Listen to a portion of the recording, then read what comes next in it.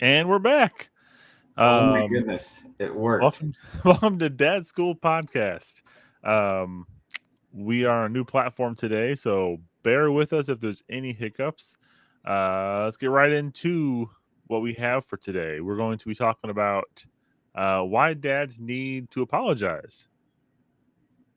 Sorry. It happens. Yeah. We Um, owe everyone an apology for not being with you last week because yes. Yes. technology um, is fun.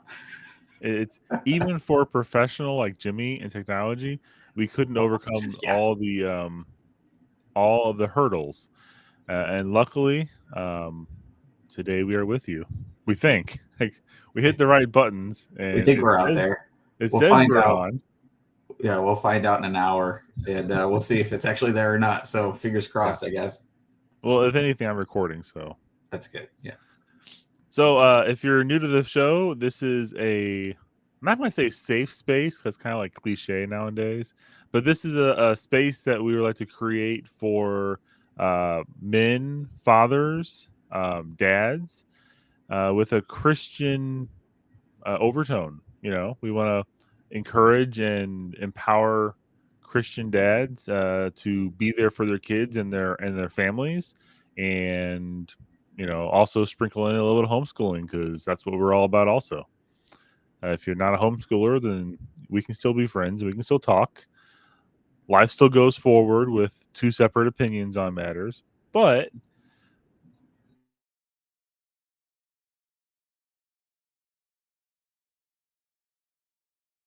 yes, oh yes. So if you're new to us, once again, dadschooledpodcast.com. You can check out all of our links and all of our past activities. I think this is our grand, what is this? Eighth show officially? 7 or 8. Oh my Yeah. goodness. Yeah. Yes. So we're getting up there, almost to the double digits. We'll have to have a party when we hit that. Yeah. The party will be we actually connected and it worked out on time and there's no problems on the stream. That is a big deal. Yeah. Okay, so Jimmy, why is it important for dads to apologize? Like, it doesn't that make you weak if you apologize all the time? Yeah, I think back up slightly a little bit of some of the stuff we've talked about previously on some of our other episodes, um, where so much in our life, what we encounter every day in relationship and connection with other people, everything it seems these days is through a filter, whether it's the cameras on our phones and what we're posting online, we filter it and it's not our true authentic self of what we're putting online, or even just when we're having a conversation with someone like this face to face, or even a live stream online. But when we're having a conversation with someone, we are mentally filtering through everything that's going on, and there is a tremendous, what I believe, a tremendous lack of authenticity happening in so many aspects of today's life, of the connections that we have with other people. And unfortunately, I think it's even with our own spouses and our own children. We have a tendency to not be our true, authentic selves. We end up getting stuck in our heads. So many people, not just dads, we get stuck in our heads of what we think people want to hear, or trying to protect our own insecurities or whatever is going on. So apologizing links directly into that need and that desire of being an authentic husband, an authentic father, for me and you being authentic friends.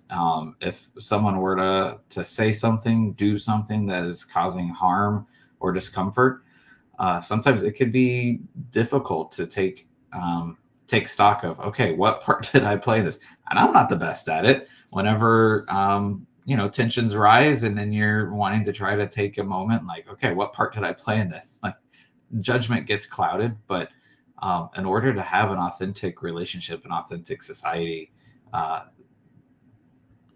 true, good, valuable apologizing is something that we, I think, need to practice more. Yeah, I definitely agree. I am not perfect. It comes to a shock. I know the masses out there collectively just gasped. Um, but I think actually, they all just logged off. yeah, no, I have a no, I do. Oh. I could use that one. They should take this button away from me. Uh, You have too much power. too much power.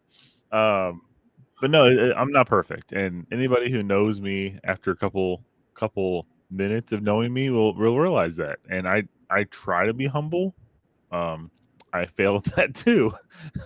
So I mean, when you aren't perfect, and the Bible says we're not perfect, that's also a hard reality we all have to face. No matter how perfect you think you are, we're not.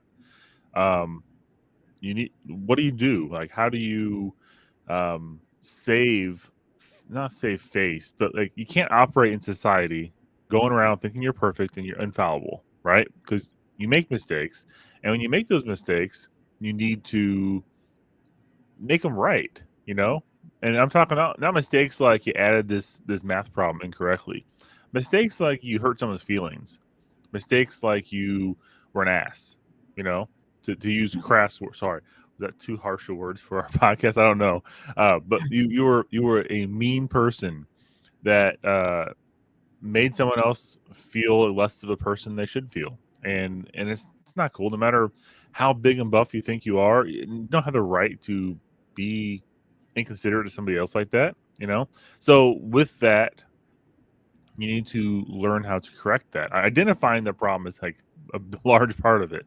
Some people are incapable of just admitting that they made a mistake, and you're going to encounter those people. But you need if you are able to identify that in yourself, hopefully you can do some self-reflecting. Um, it's important to understand why we need to apologize, and also understand that apologizing doesn't make you less of a man, doesn't make you less of a father. It actually strengthens your position as a man and strengthens your position as a father, because your kids, we've talked about this on past episodes. If you haven't seen those, please go check them out right now. Pause this video and go check them out. But if your kids are like sponges and they are soaking up everything you say, everything you do, if you show an ability, if you present yourself as superior to everybody, infallible, never make a mistake, don't care whose feelings you hurt, um, that's going to rub off on your kids. And as much as you might think that makes you sound awesome to always be right, you're not always right. You just look like a jerk half the time. So your kids are going to look like a jerk too, by definition. So it's important that you don't make your kids look like jerks. You teach them how to act appropriately in society. I think I said that correctly. I think, yeah, I think you're totally there. It makes me think of in a leadership sense. You know, we desire to be a leader in our home, and there's some great biblical scholarly backing to fathers being the leaders in their homes. But just from the pure aspect of just being a leader in general, whether it's with your spouse or your children or whoever, one of my favorite things that I've heard is, if you believe that you are leading others, but you turn around and look and no one is actually following you, then you're just out on a walk. And it just makes me think of people aren't going to follow you. They're not going to want to be a part of whatever journey you're on, whatever adventure you think you're having in your life. And no one is wanting to be around you. No one is wanting to jump in and be a part of what you've got going on. Then you're alone, which is a sad place to find yourself. But then you're not actually being a leader. You're not creating that positive impact and the positive change that your children, especially in the period of their life, they're learning how to have proper social interaction, how to relate with other people, and setting that example while they're learning how to have times that they're going to have to diffuse a situation with someone. They're going to learn that through observation, how you and your spouse deal with something. They're going to follow suit, and that's how they're going to more than likely end up treating their spouse in the future. And it's one of the things that I think I brought it up earlier once before.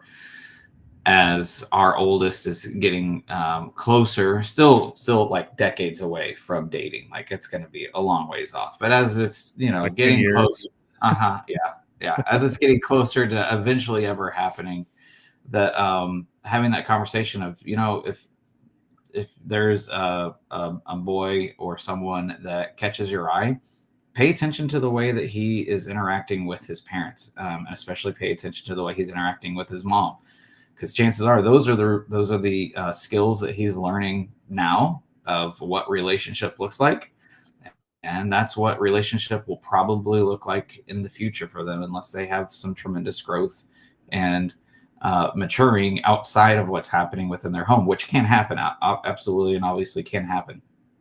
But their base layer is going to be built off of what they're experiencing in their home. And so, as dads, maybe we didn't have the greatest example, but if we have that opportunity right now, okay, let me take stock. And it could be sitting down at a coffee shop with a journal for a day or for an hour and just thinking through, what was my experience like? What did I experience? What did I see? What did I observe and learn from when I was a kid? What was this like? What was it modeled to me? Maybe you lived in a single parent home, and so you didn't have opportunity to see that between the spouse, but then how did your single parent model it to you? And then take stock of your own experience, but then also take stock of, okay, how am I currently acting with my family, with those who are important to me? And is there something that I feel like I need to change? And if that's some new equipping that you need to chase down, then find a mentor, find a friend, find a pastor, a leader in your life that you feel models it well, and say, you know what, I've got some learning I'd like to do, and I'm hoping you might be able to help me with that. Yeah, I think for me, there is a I don't know, persona or I don't know how to say that. I guess a stigma. There's a stigma out there with guys. Um, Apologizing makes you weak. Apologizing relinquishes your power. You have to have power and authority over everybody. And then there's some people out there who are like toxic masculinity. You can't be too harsh on people. You can't be too bro.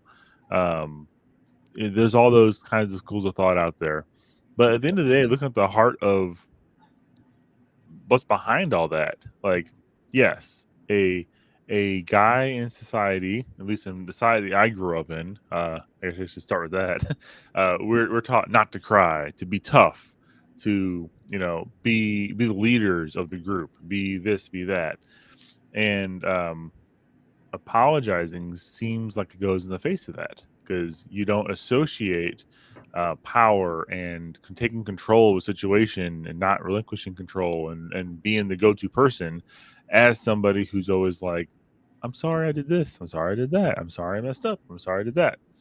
uh, so I guess there's a balancing point there, and you got to understand why there's a need to know how to apologize. um, and it's not like just a sorry. It's, I understand that something that I did, you might not even, as a husband, you don't always know what you did. You could approach situations where your spidey sense is tingling and you realize you done messed up somehow. And even if you point, be straightforward, they always say, and you're like, hey, are you okay? And then the response is, I'm fine, you know? And then you're like, oh, okay. Because I'm really sensing that you're not. And then it's, then what are you saying? I'm not saying this is what happens in my life. I'm just giving examples of what I've witnessed. What you've seen in movies. Yes, in movies. Um, but you got to realize sometimes, okay, it could be them. It's probably you. So then you got to do a little self-reflection. Is it worth at this exact second putting up that wall and being like, well, you got a problem, it's your problem, not my problem, um, or should you dig in and be like, okay, I value this person across from me who is obviously upset at me. um, it could just be they're having a rough day also, and something you looked at them weird, and you're the wrong person to look at them weird right now. That happens too, and that's okay. But if you did do something wrong, like you didn't clean something up, or you're just being a complete pig and you don't know that you didn't clean something up because you don't think about those things, which also happens. Um, it's okay to apologize for that, and not like a I'm sorry. It's I'm sorry I caused this problem for you, and acknowledging the fact that you had a role in wrongdoing. I think I'm saying that right. Yeah, oh yeah. It has to be more than the Canadian hello. You heard that? Whenever Yes. they run into each other, they're sorry, sorry, sorry. Sorry. It's got to be when you apologize. It's got to be more than just a little. Oh, sorry. There's got to be some meat behind it. There's got to be some actual personal reflection. But I think you're even saying this too. It's not that you're necessarily taking full ownership of every single thing that ever happened, and you're just rolling over to continue being attacked or something. I think that's like Yeah. the fear that we oftentimes deal with is we're supposed to be armored up and the big tough guy, but if I show that soft underbelly, then I'm gonna get taken out, and I can't do that. But giving more than just a simple sorry is not that. You're not going to have intimacy without taking the sharp, pointy, stabby things, Not off true of your intimacy, at behavior. least. Not true Right. intimacy. Exactly. Like Yeah. I have Yeah. a fake I'm in control, someone's hanging on me feeling, and you achieved your high for being the most powerful thing in the universe at that moment. But that's not true love or true intimacy. That's not long lasting. That's not going to be reciprocal. Like respect is reciprocal. It's not one sided. You can't be always respected and never dish any back out or have respect for somebody else. So Yeah. Oh, absolutely. That's reciprocating a relationship. That's absolutely a key to anything. Any of this with your spouse, your child, coworkers, whatever you got going on. If you're not giving teacher back and forth, reciprocating dad. Isn't that what we're talking about? got to work on that. Yeah. I wanted the Walt edition. It's out there somewhere. Yes. Um so yeah, so I guess I'm still hung up on that whole like the powerful image of a man. And because I know people in my life who have that idea in their head that I am a man, I deserve to have this. I have seen individuals in relationships around me, um, be that husband who comes home and wants to have a steak dinner being prepared, and they want to sit down in their chair, have a beer put in their hand, and they want to sit in their chair and watch their show. And that's the mentality of everyone serves me. I value possessions over relationships and long lasting things. Those people build up their treasures on this earth instead of heavenly treasures. It's very obvious when you see that. While also not judging, because that's not our place either. But it's very obvious when you don't see the fruits of the spirit sometimes. And this is one of the big ones, like being humble, not being arrogant. That's a big one. You can't go around thinking you're almighty because you're not.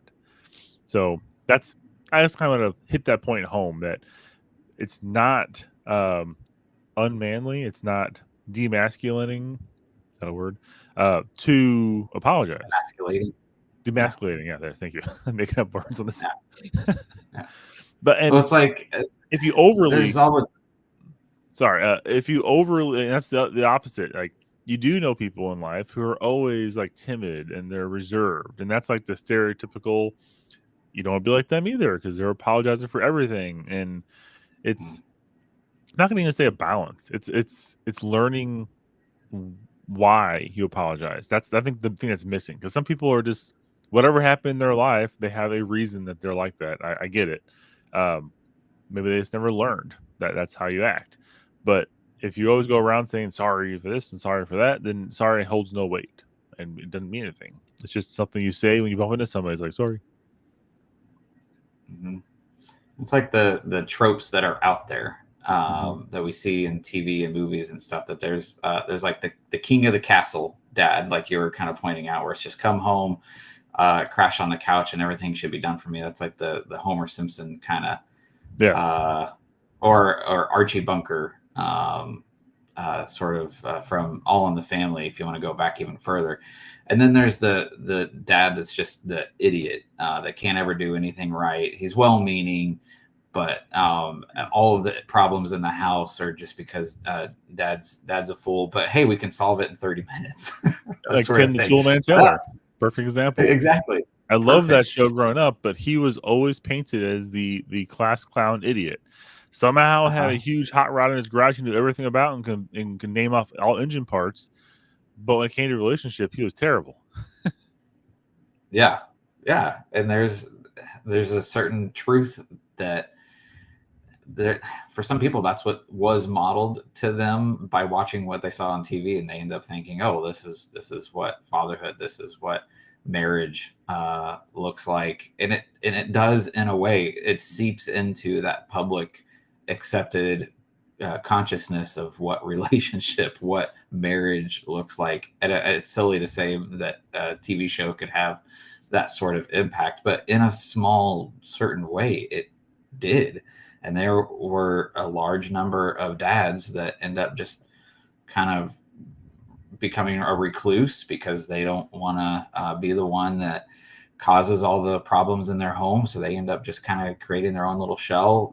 We see the rise of the popular, man cave idea, where, I'm going to have my space, and that having a space where you can have your buds over and have a good time. Sure, yeah, yeah. But if that's where you live, I mean, if that's, you're never actually interacting with your family, and you have your own little retreat away from everyone else. Like, okay, I go to work and I bring in the money, and then when I come home, I'm gonna retreat into my space, and this is Mm-hmm. my area. Kids don't come in, spouse don't come in unless you're vacuuming. Like, Because I um, deserve this place. It's mine. right, like, yeah, that's not, that's not the sort of home and life that I want to be a part of. But there's people who, uh, deeply fight to keep that, that they Mm-hmm. want that reality. And maybe it's because they've been hurt, and having the walls come down and being their authentic self, they think, if I have to remove this armor to be authentic with someone, that I might get hurt, I might get, the pains of, truth, and I don't want to deal with that. So I'm just going to stay down here in my own little shell, and, protect myself away from other people. That is an existence of living life. That's not an existence of life that I want to chase after. Right. So we talked about why it's important that you should apologize. And we're using the word apologize loosely here. It can have a lot, different situations have different needs of a response. Every solution is not solved by simply just saying sorry. A lot of times, it's actions are going to speak a lot louder than words. The old adage, and actually your mistake, changing your behavior that was the mistake. That is a big part of this.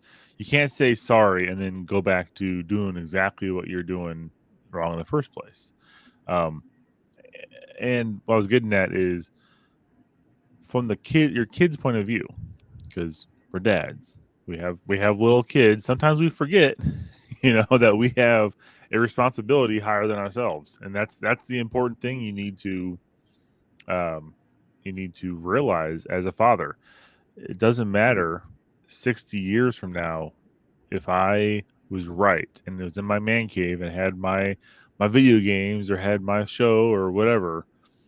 60 years from now, it's going to matter how my kid looks back and learns something from me in a good way or a bad way.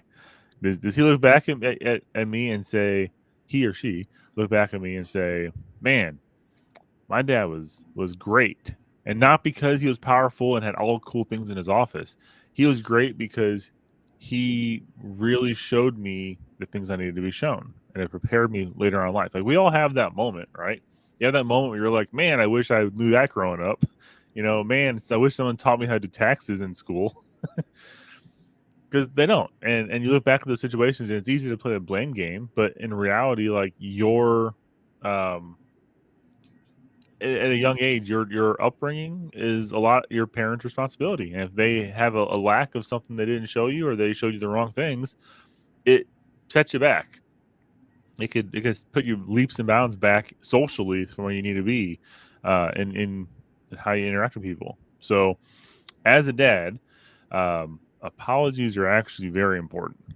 Um, like you said before, our kids look at how we treat our spouses, how I treat their mom, my girls, will look for that in their own spouse someday. If I am shouting, screaming, slamming doors, which TV shows taught us to do that too. If I'm slamming doors and stomping around the house, my girls are going to expect that that's just how arguments happen. And when they get mad and they have an argument with their future somebody, they're going to stomp around, scream, and slam doors, and expect that that's what happens to them too. As silly as it sounds, that's what happens. Like, it's gonna be, oh, that's normal. Everyone slams doors if they're upset. But if you are raised in a family or an environment that uh, does not do that, it might surprise you to hear that they won't expect that, and they'll find that as weird, disrespectful, and odd behavior if someone stomps around and raises their voice and slams the door, which is what you want. That is not normal behavior. And if Right. you're stomping around right now and slamming doors when you hear this, maybe you should do a little sit down and think about where you are in life kind of scenario. And there's probably some fear out there for maybe one or two of our listeners, or maybe the thousands of our listeners, that I'm just too deep in this, too far in my life, that I can't change. There's no hope for me or anything like that. But the truth of the matter is, there absolutely is hope, and it's something that can be tackled. It can be dealt with, and God can do miraculous things. And I can speak from not my own experience that I got to witness, because it happened before I was born, but even in my own family, my dad, when he got out of high school, my parents got married real soon out of high school. My dad joined the Navy, was in the Navy for several years. When he left the Navy, they came back to Missouri, in the Kansas City area, and my dad was just kind of a rough and tumble, straight out of the military. Just kind of had a really rough exterior, that crusty shell, that we kind of talked about a little bit. And from the stories I've heard and understandings I had, just life at home was not the most pleasant experience for pretty much everyone. Uh, but my mom never stopped praying, and she never stopped loving. And there was a day and a time where it seemed like things were going to just be done. Just the marriage was going to end. And my dad, miraculously, as he, I think, was in the midst of getting ready to just say, this is it, we're done, sort of thing, he heard a voice say, no, go sit down with your wife, go sit down and pray. So he goes in and he sits down and goes, you're not going to believe this, but I'm supposed to pray with you right now. And they do. They pray. And from that moment forward, it wasn't perfect. My dad was never a perfect, and he is not a perfect guy, as none of us are. But their life changed. And right after, he's like, you know what? I think I'm supposed to be a pastor. So my mom's just like, okay, like, this is a very big change from where we were like an hour ago. And now you're going to be a pastor. And he did. He went to seminary. He went to college. He had no college education first, but he went to school, studied hard, went through seminary, got his degree, became a pastor, became a missionary. He from my experience, because I was born after this event happened, but from my experience, he was a very devoted, very caring, very giving father. And I got to have an amazing example modeled for me, but it very, very closely could have been a different situation, a totally different scenario for our home, for our family. But because of the hope that Christ provides, our story was different. And so even if your marriage, your home isn't to that breaking point, but it's just uncomfortable. Maybe you're dealing with that.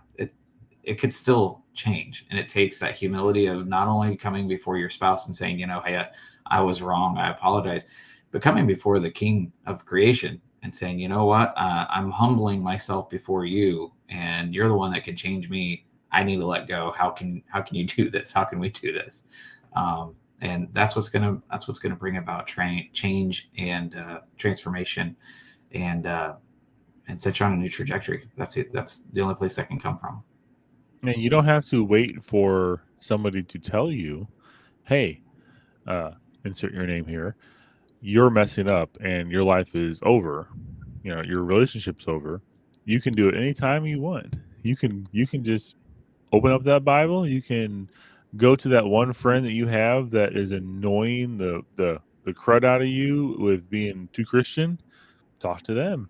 You know, if no one around you is annoying you for being a Christian and you are a Christian, then it might be you, which is okay too. Um, but it's important, yes. You need to get right with the right people first, and then you can better yourself. Once you humble yourself before um, the Lord, the doors open all over the place, whether you want them to or not. That happens. Um, that's a great testimony there, Jimmy. I wonder what kind of person you would be if you went through that at the same time that your mom did. You know, like Mm-hmm. would you come out being the same uh, rough edged person you are nowadays, or would you be uh, softer? Me? Oh yeah, I'm so rough. Yes.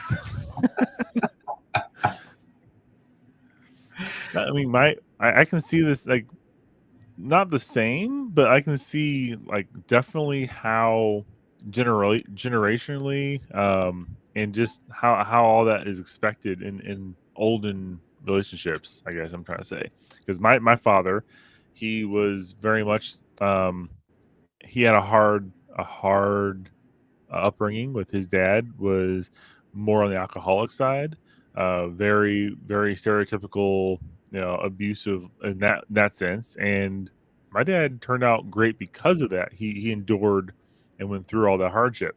Now, his walk with the Lord isn't up to what you just said. I mean, I think he's still working through some things.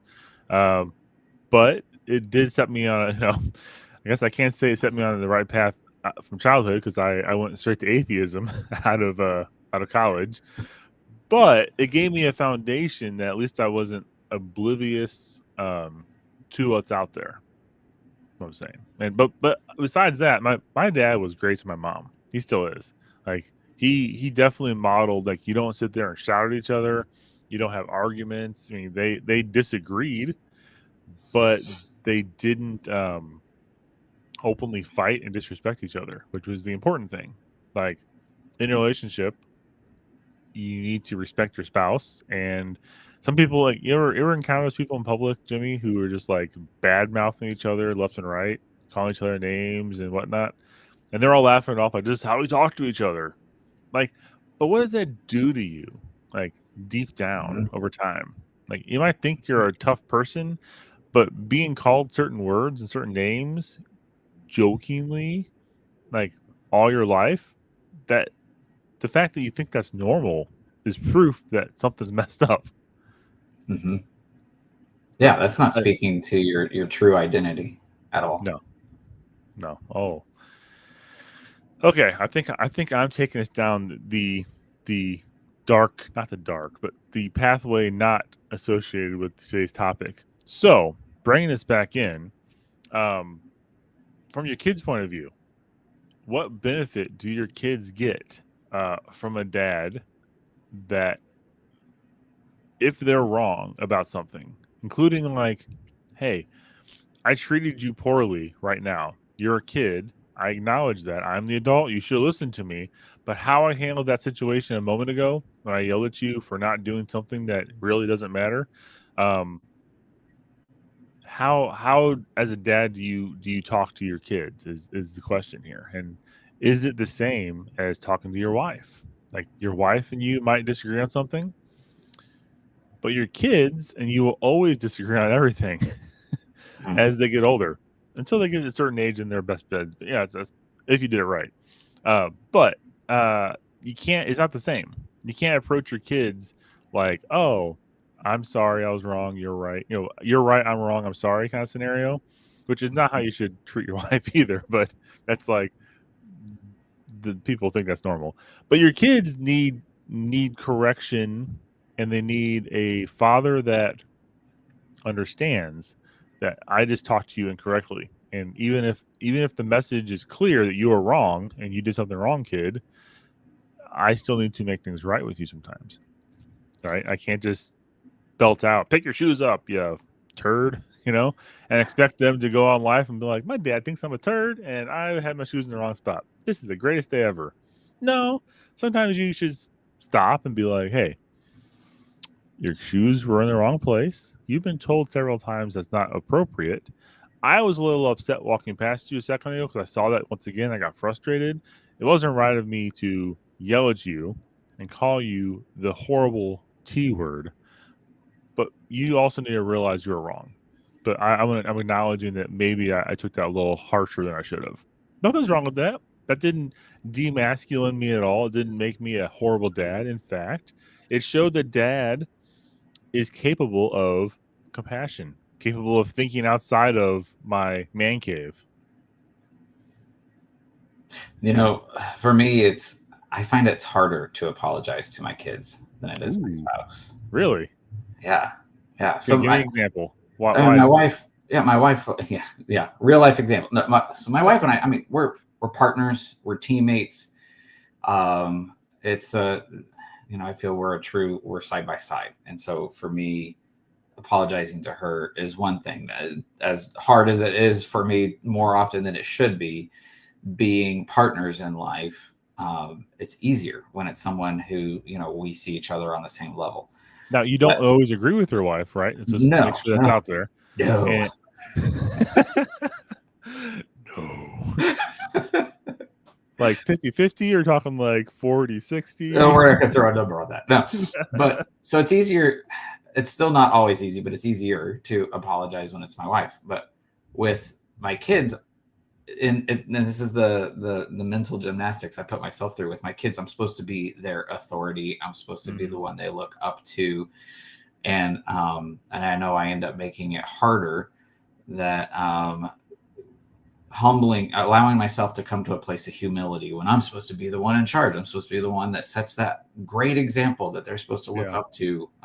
And whenever I fail in that regard, and for me, it's usually a lot of times, most oftentimes, it's like I have a hard time saying no to things. I say yes to, yeah, add these to my to-do list sort of thing, or just whatever, making promises that I can't in any sort of fashion expect to achieve every single thing I say yes to, and I end up over promising, and I have to come back and I know I said that we were gonna go do this thing this Mm. week, or we were going to spend some time working on such and such, and time got away from me, or I got distracted working on something else, and I have to come back and I have to apologize because I gave them my word, or I gave them a promise and said, Mhm. this is something we're going to do together. We're going to have this time. We're going to spend this time together.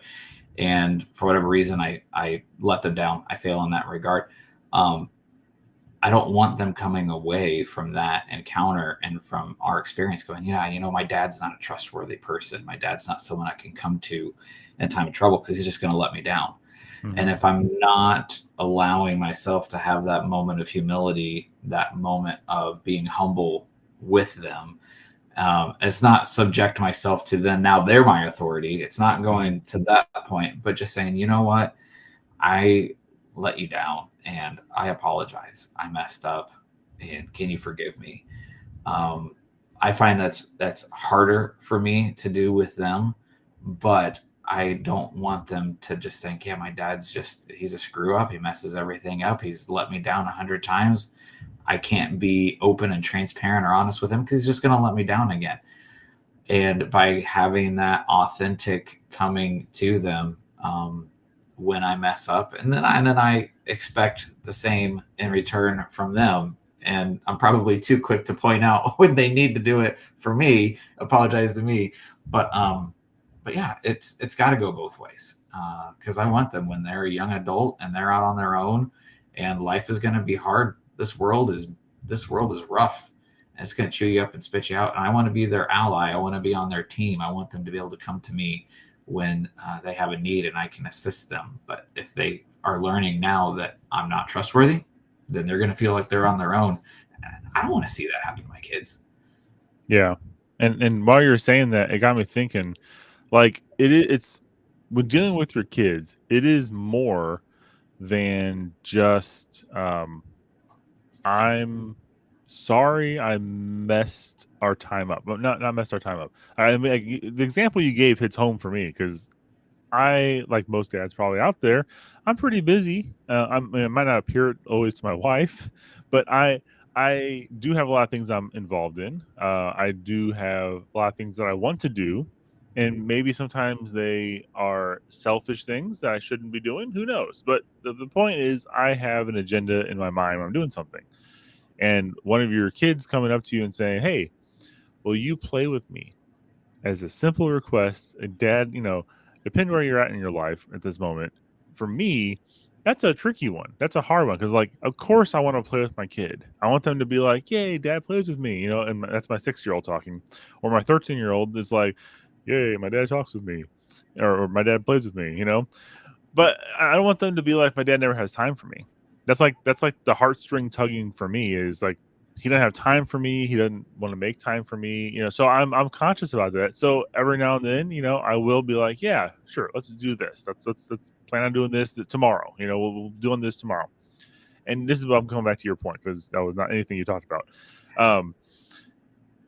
If I have to break that promise, if life happens, like this happens to me actually with my oldest a lot, or my youngest, it happens to me a lot, I guess. I mean, I'm just bad at this. I'll say, yeah, tomorrow we'll play this game, and then tomorrow happens and life happens, something pops up. The kids don't get to sleep fast enough. So my oldest and I can't watch a video late at night because it's just like 11:30 at night. And it's like, okay, people are finally in bed. We're going to start our show at 11:30. That's not really feasible. Not smart. We could, and we have before, but it gets really late, and Dad falls asleep on the couch, missing half the episode, and it's terrible. Yeah. So back to what you're saying, just simply saying sorry doesn't cut it sometimes. Like, you need to, like, just saying sorry, it's not fixing the problem. You gotta address the issue as well, and you gotta change your own heart. You gotta change your own ways. You gotta not demonstrate a repeatable offense that can be band-aided by sorry, because that's what you'll become if you keep on just like, sorry, I broke my promise with you, and then they're like, oh, Dad, I knew you're going to anyways. That was what's going to happen. I knew you never gonna have time for me anyways. It's okay. Thanks for saying sorry. And it just comes a little thing you say. Like, you need to be careful. If you have those situations, like I just identified in my own life, of repeat offenders of you can't keep your promise because scheduling or whatnot. Maybe you just need to adjust your life so you can, or make it a point to do things extra with your kids. So that's not always the case. That's why my default is a lot of times is no when someone asks me if I can do something, because I know I can't. They're like, you have time to do this? No, I'm in the middle of this. I have these things that pop up, and then that's a whole other issue you run into of Dad doesn't have time for me. It's like, can't win. You have time for him and you break your promise, or you don't have time for him and you're just a dirtbag. Man, that got deep fast. That finding that balance, that's always a tricky one, and it probably always will be. Yes. Yeah, but like, so I'm sure everyone here, that's all three people in this this stream, can think of somebody in their lives. 3,000. 3,000. Yeah, maybe that's a K behind there. Is that a K or an M? Yeah, I think it is. There are 3 people who can think in their lives that somebody will avoid owning their mistakes. Someone will avoid excuses, or they'll make any excuse. I mean, just to not say sorry and to not be the person that's wrong. And that's Is that the kind of person you want to be? Really? Like, do you want to be the person that people think about and they're like, oh, you know, it has to be Josh's way or it's the highway. And Josh is unbendable. He never makes a mistake. He always has to have his way. Avoid Josh. That's what's going to happen. People will just avoid Josh. I was like, I mean, I had a boss one time that their version of apology was, "I'm sorry that you did this wrong, Yes. that Yes. you The messed this underhanded, up." No, the no, that's what that's not an apology. again, gaslighting people or Right. passive aggressive. Like I'm pretty passive aggressive in most things I say in life. Um, but it is important. That if you know that about yourself or not, you should at least recognize those signs. Saying sorry shouldn't include blaming somebody else. Like, I'm sorry you Mhm. can't figure out how to put your shoes away. That's not the right way to do that. You said the words, but you didn't really mean what they meant. Yeah, yeah, Okay. yeah. So, um, perfection, Jimmy. Are we perfect in our fatherhoods? Me and you, absolutely. Okay. We've got this down. That's why we have this show.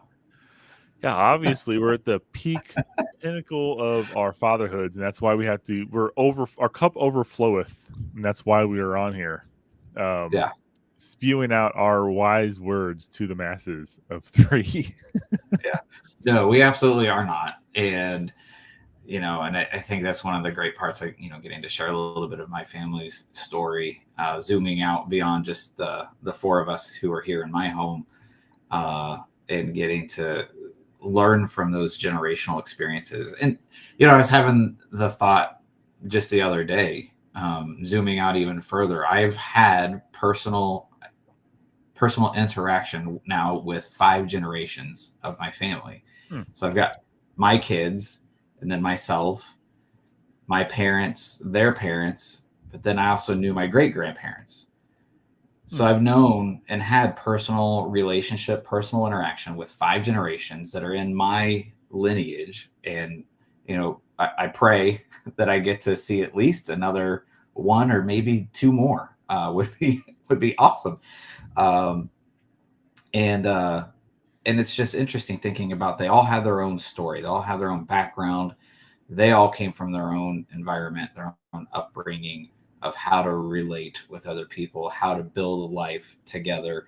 And some of them did it more successfully or more gracefully than others, but I'm still the product of all of those who came before me, but I'm passing on to my kids. And then, I pray that then they will get to pass on to their kids their own experience, their own, the beautiful parts of life. But they will probably also pass along some of my bad habits that I've passed on to them, that maybe I picked up from some of those others that aren't with us anymore. But their story is out there.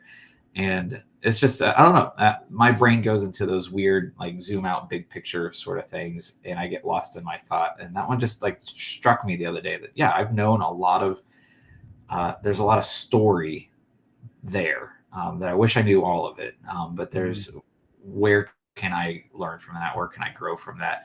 And part of that realization is perfection was not part of any of those stories. It's not going to be part of mine. So how can I bring that forward the most successfully, for my kids, and help them know that I don't expect perfection from them either. They're going to make mistakes, and I'm going to be okay with that. I'm not going to blow up at them. And I want them to be able to come to me, and not feel like their life is going to end whenever they make a mistake, that they can come to me and it's going to be safe to come to dad even when you messed up, and we're going to work it out together. And there might be some consequences, there might be some punishment, but it's safe. Everything's going to be okay, we'll work it out together. Yeah, being the authority of your household um, doesn't mean the iron fist.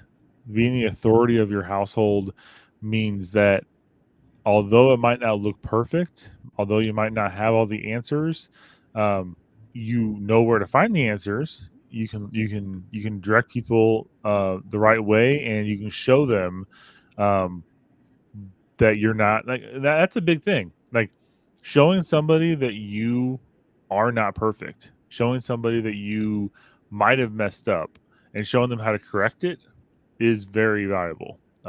It's how our kids will learn that. It's how we grow as individuals, and it's very important. I feel to at least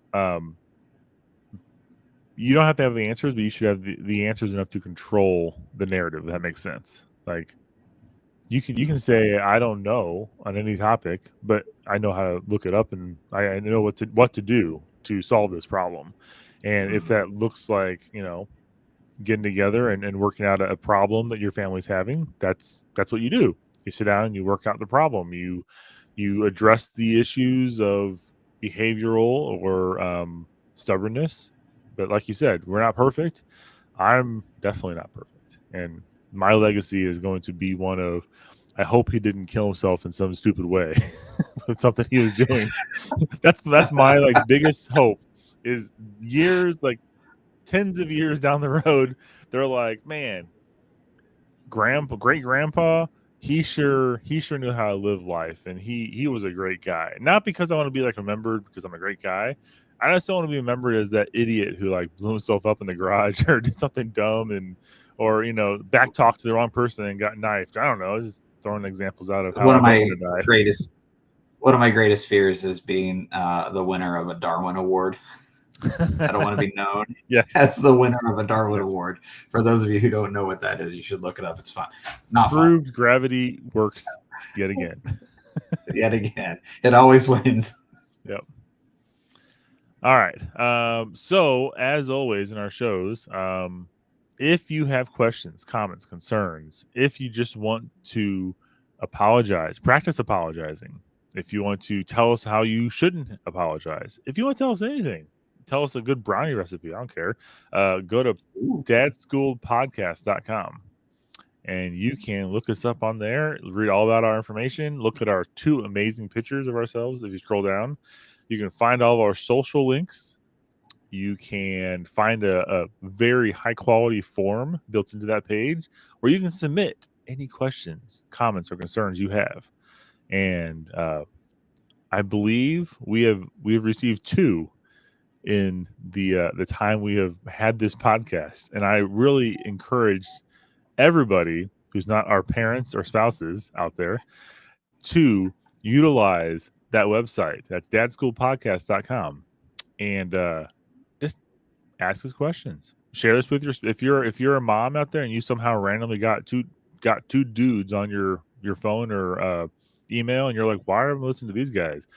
We're meant for your husbands. Send us to your husbands and then make them listen to us, and I'm pretty sure they'll fall in love with us and we'll be best buds.